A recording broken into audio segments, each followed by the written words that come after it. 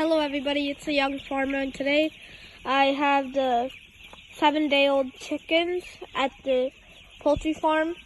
So today I'm going to be telling you about how to really raise the chickens and what you need to do to have a poultry farm. So for the basics, you have to first start off with the poultry farm. You have to buy one. To buy one, you gotta have a good credit score. You gotta have enough money to buy it, and you also need to have experience. Not to buy it, but to work, really. So, besides for that, the chickens, like I said before, are 7 days old. There are 200,000 of them in this farm, and I do this alone. It's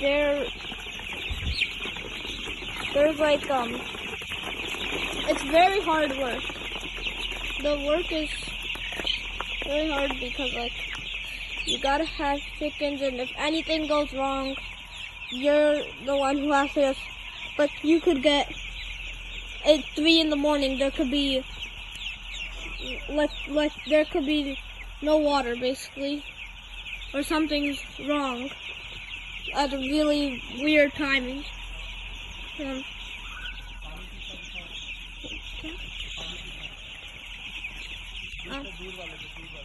These are the feed trays and the water for them to drink. So this is kind of what they live off of. Every 63 days they grow 10 pounds, and after they go to 10 pounds, they are taken away, and then you get the new flock. And there's a cycle. So, if there's, once 63 days are over, then that's 9 weeks, basically. 9 weeks, 2 months. So every 2 months you get paid for the flock. It depends how good you do on it. And it also depends on. You make good money.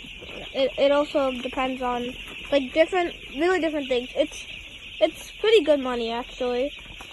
And if you have interest in poultry farming, then it's kind of free money. That's kind of with any work. You got interest in it, it's free money basically. And any questions, tell me in the comments.